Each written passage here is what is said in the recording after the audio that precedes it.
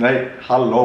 Ég með svona lífsráð hverjum degi á Instagram og mér langar til að koma eitt í dag og þetta held ég bara eitt svona mikilvægasta lífsráð sem ég hef gefið. Og lífsráðið í dag þú ert þinn besti sérfræðingur.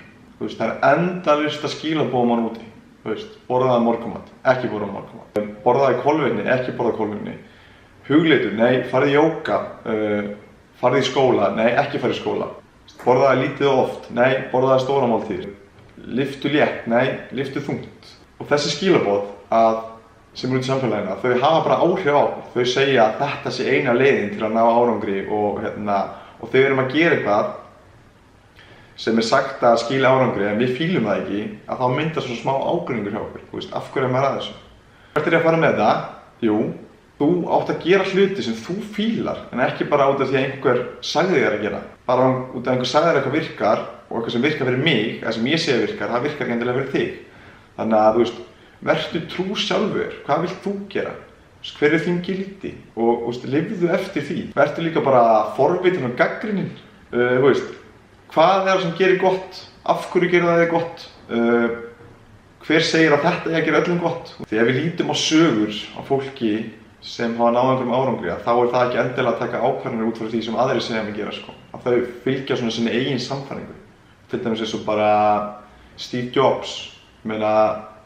Hann fór öðruvísi leiðir og gerði hluti samkvæmt eigin sannfæringu og það er kannski svona grunnurinn á því af hverju Apple hefur gengið svona vel. Og líka þegar við erum með svona innri hvata til að gera eitthvað, eða eitthvað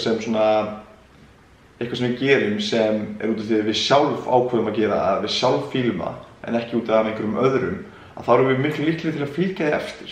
Til dæmis að ég bara klemmu með þessi lífsráð til dæmis. Af hverju ég að segja eitthvað sem virkar eða er gott fyrir þig? Af hverju ég að segja öllum öðrum hvað þeir eru að gera þegar þið sem eru að horfa að þið veitir nákvæmlega best hvað þið fílið. Þannig að verið líka gagnrýnin hvað ég segi og hvað ég er að gera og bara allt. Takið öllum með bara gagnrýnum augum og gera það sem þið viljið gera. Til að loka þessu að þá er ekki sannleikur í þessu. Það er bara mismunandi stutt við mismunandi hluti, mismunandi rannsóknir sem styðja við mismunandi hluti og það er ekki sannleikur í þessu. Eini sannleikur sem er 100% er sannleikurinn sem við höfum hérna í okkur sjálfum. Þannig að vertu trú sjálfur í hverju mómenti og gera það sem þú fílar samkvæmt þínum gildum. Þegar þú skiptir mestu máli og hvað þú fílar, það skiptir öllu máli. Og þetta er svona fyrsta vlogi sem er svona formlegt og bara svona tala við kameruna. Og endilega segja mér hvernig þið fíluðu þetta, ef þið fíluðu þessa pælingu, ef þið eru sammála, ósammála, eitthvað. Bara kommentið á mig og mér langar allavega til að prófa það svona. Ætli þið verðum bara ekki bandi næst. Ég hef með fullt af vlogum í huga, þannig að ég ætla að reyna að vera eins virkur og ég get. En annars bara takk kærlega fyrir að horfa. Við sjáumst.